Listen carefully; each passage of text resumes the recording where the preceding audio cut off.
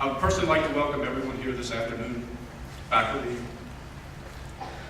graduates, family, and friends. I am humbled and honored to be able to speak with you today. Since I've been at Limestone College, I've had an opportunity to watch several graduation and commencement speeches, and I have some general observations. My colleagues who have done this in the past make this look really easy. Shorter speeches are much better than longer speeches. I don't think I'll get any arguments with that one. In fact, if we were in church, I'd get an amen. I've been described many ways, but talkative has never been one, so I think we're heading towards a shorter speech. Also, these speeches usually start lighthearted and become more serious as the speech goes on.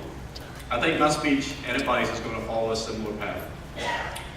However, I'm not going to start with a joke because I'm a terrible joke teller, but more of a confession. Dr. Rieger called me a couple weeks ago and presented this honor of speaking. Immediately the wheels began to turn, trying to figure out what my message is, how am I going to do this, what's my approach. And before I could even get started, I would hit the same stumbling block. See, my confession is I'm not sure I'm qualified to give this speech. I'm at a point in my life where I have 4 kids, ages 20, 18, 16, and 14. And from time to time, they hear me, but honestly, they don't listen to a word I say. So again, I asked myself, what can I say to the 2012 December Limestone graduates? Obviously, I have to come up with a plan B. My plan today is incorporate technology, primarily in the form of a cell phone, with my speech. I will admit there are some really bad practices and habits associated with this device. For example, texting while driving, texting at the dinner table, and texting in a movie theater is just not a good idea. When the phone becomes part of your hand and sucks your face down into it and you ignore others around you, that's not good either. And after the 500th game of Angry Birds, you're wasting your time. You've set your high score and you can't improve on it. I have many more bad examples, but I want to demonstrate how technology in this phone can be used in a productive way. I'll get to that in a couple minutes. Speaking of technology, we live in a fascinating time. Continuous change is the norm. A new version of phones, TVs, software, and video games come out every month. New gadgets such as tablets, readers, and apps are being released every day. You, being graduates of the internet program, have first-hand knowledge of what I'm talking about. Most or all of you have successfully completed your degree by using computers, Wi-Fi, networks, software, firewalls, and good old Blackboard. This technology is continuously shaping and changing business environments as well. We can easily conduct business effectively around the world with the use of technology. This wave of technology can be intimidating, but I've tried to embrace it here at Limestone. I routinely bring into my classes e-textbooks. I'm always striving to create a paperless classroom, and I commonly use Twitter, YouTube, and chat rooms in all of my classes. But today is not about me, it's about you and your accomplishments. As I stated earlier, I want to show you a positive way to use this technology. Over the past few years, I've used my phone to jot down and take pictures of quotations and words of wisdom.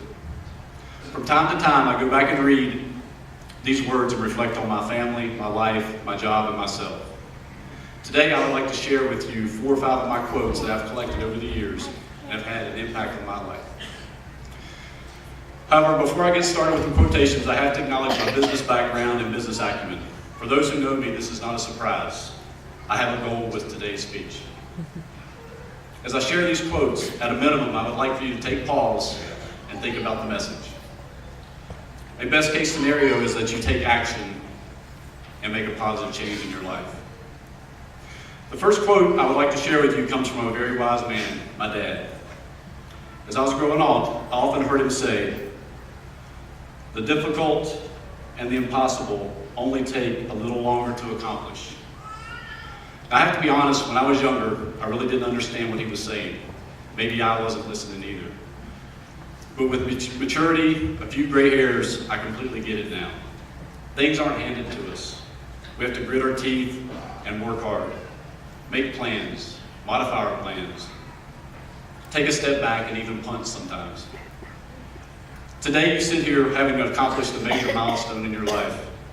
And for many of you, it wasn't an easy task. Through perseverance, hard work, support of family and friends, some sleepless nights, and a few tears, you're sitting here with a sense of accomplishment. Take a second and think about the time, effort, and hard work you've done to receive your degree. Apply that same effort and drive to future endeavors you take on with your life. And remember, the difficult and the impossible only take a little longer to accomplish. The second quote I'd like to share with you is just a great practice to incorporate in your life. I'm a cycling fan, and this quote comes from an ex-cyclist turned commentator named Bob Roll. I'm guessing Dr. Paul's not here today, but Dr. Paul is probably the only one that's heard of Bob Roll, but nonetheless, the advice is great. Bob Roll says, 2 ears, 1 mouth, an ideal ratio, use accordingly. That was a little, let me repeat that one. 2 ears, 1 mouth, an ideal ratio, use accordingly. As we go through life, we're blessed to be surrounded by others with knowledge, wisdom, skills, and experience. Listen to them, sit beside them. Specifically in the workplace, seek out mentors who can teach you about business. Don't be afraid to ask questions so you can also master your craft.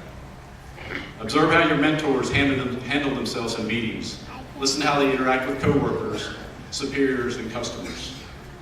If you notice with my example, rarely is your mouth moving, but you are listening and observing.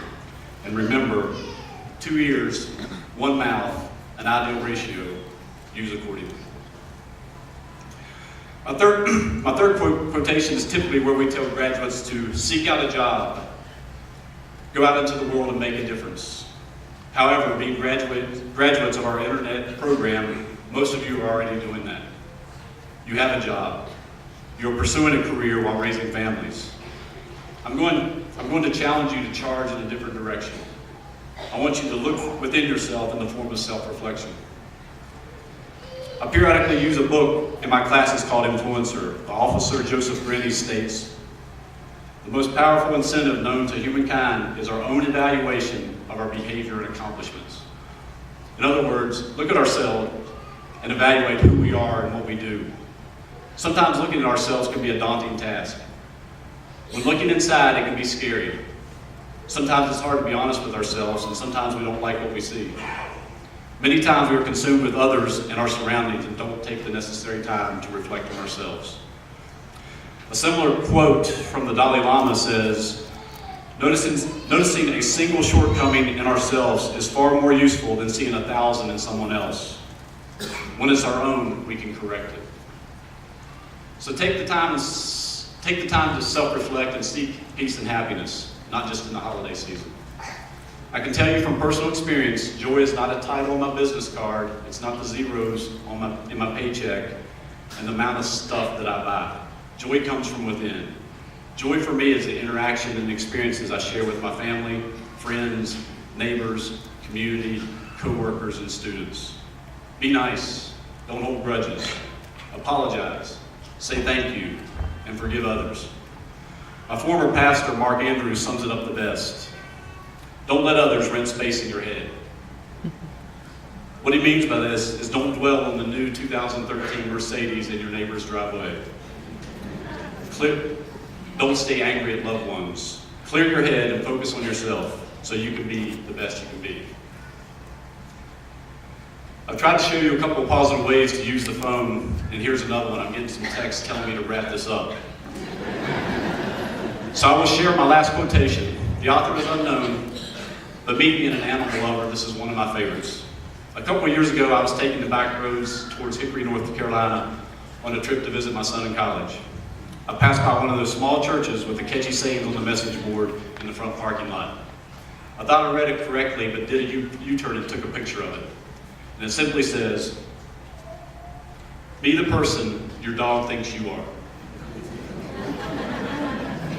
Now the dog owners in the audience know exactly what I'm talking about. You enter the house, and every time he greets you with the tail wagging and the enthusiasm that his long-lost friend has returned.